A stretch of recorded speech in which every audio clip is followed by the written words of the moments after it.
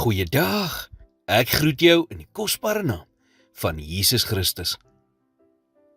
In Mei 1996 het vlug 592 in Florida in die Vlei Lande neergestort, met 110 passasiers aan boord. Vlootkenners het spesiale tegnologie probeer gebruik om die vliegtuig se swart boks op te spoor, sonder sukses. Met 'n tou wat hulle 3 voet uitmekaar gehou het hulle die modder deursoek, maar na 14 dae het hulle niks gekry nie. 'n Sersant van die polisie was een van die mense wat gehelp soek het, en hy het 14 dae lank vir die veiligheid van sy medewerkers gebid.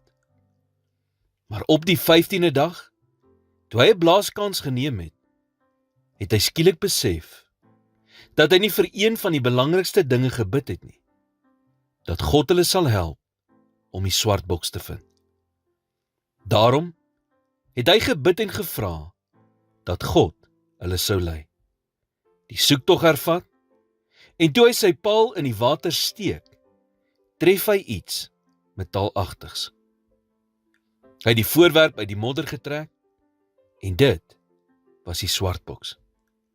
Hy skryf: "Ek het gedink aan die baie dae wat ons spandeer het om na die swart boks te soek, en hoe ons baie keer daaroor moes getrap het. En ek het gewonder, hoekom dit so lank gevat het om te kry." En hy sê, net daar op daardie oomblik, het dit by hom opgekom. Hoekom het dit my so lank geneem om te vra? Die Bybel sê in Matteus 7 vers 7, bid en vir julle sal gegee word. As God jou lief genoeg gehad het om Jesus te stuur om vir jou sondes te sterf, dink jy nie hy het jou lief genoeg om jou te help met jou finansies ook nie? Of met jou gesondheid?